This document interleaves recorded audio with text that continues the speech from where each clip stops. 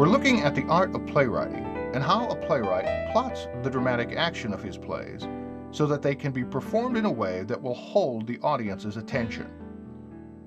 As we said in the last section, the linear plot arranges dramatic action in a cause-to-effect manner. Within this plot, there are important individual actions that we refer to as points of plot structure. These are designed to have a significant enough effect on the sustained action of the play as to send into a much more intense direction. Scholars have referred to this as rising action. The important points of plot structure in a linear plot are the point of attack, the inciting incident, the main crisis, and the climax. We will also consider the important sustained action that follows the climax. This is the falling action of the play, or what is referred to as the resolution. Let's take a look at the first significant point of plot structure in a linear plot. This is referred to as the point of attack. The point of attack is the opening action of the play. It is the individual action that begins the sustained action of the play. In Master Harold and the Boys, it's the image of Willie washing the floor and Sam reading comic books. In Romeo and Juliet, it's the argument that occurs in the street between members of the Capulet and Montague families. The purpose of the point of attack is to introduce the audience to action that establishes where the story will be picked up. Although the action of the play in Master Harold and the Boys begins with Willie scrubbing the floor and Sam reading the comic books, the story of this play begins back when Harold, or Hallie as the boys refer to him, was a young man growing up in South Africa. As the play continues, we learn about Hallie's childhood and Sam and Willie's past associations with Hallie from conversations between the three characters. This is a dramatic device known as exposition. Exposition is anything that is said or done in a plot that reveals conditions or events that existed previous to the point of attack. The point of attack should include action that sow the seeds of the playwright's theme in the mind of the audience. In Master Harold and the Boys, we see Willie on his hands and knees scrubbing, and Sam standing upright reading. This single image very subtly reveals the class difference between these two characters. As we know, class is a very important theme in Master Harold and the Boys. And of course the argument between the lesser characters of the houses of Montague and Capulet reveal the central conflict in Romeo and Juliet. The next important point of plot structure is the inciting incident. In order to truly understand what the inciting incident is and how it functions in a linear plot, we will need to consider the nature and purpose of the sustained action that occurs between the point of attack and the inciting incident.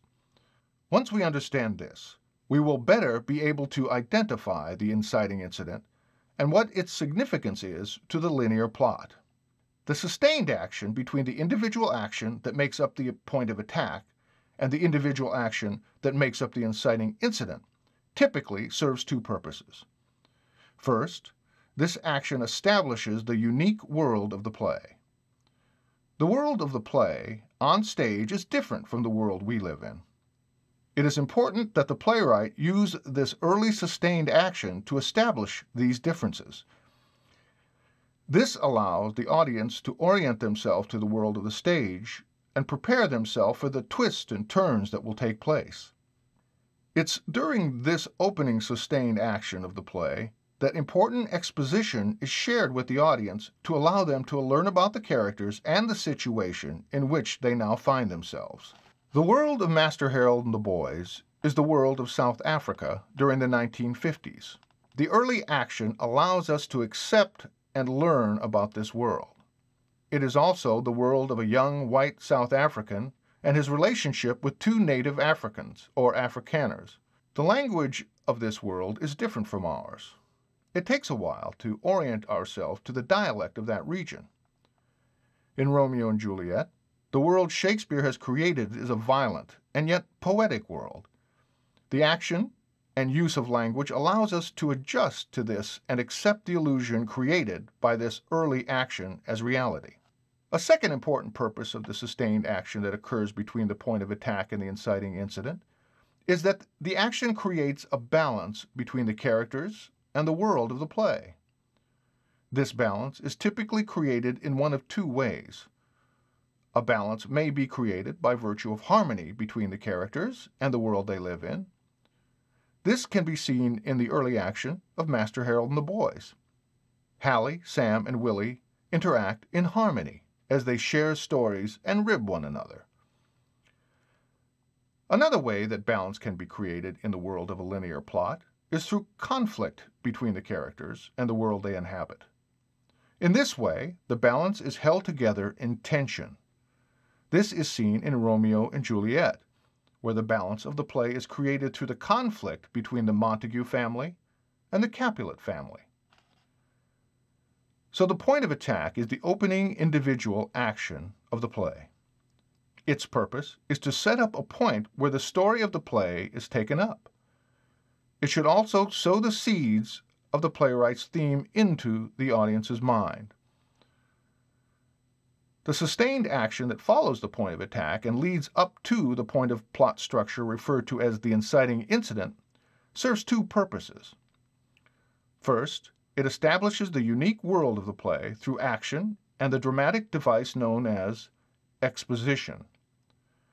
It also establishes a balance in this world in one of two ways, through harmony or conflict.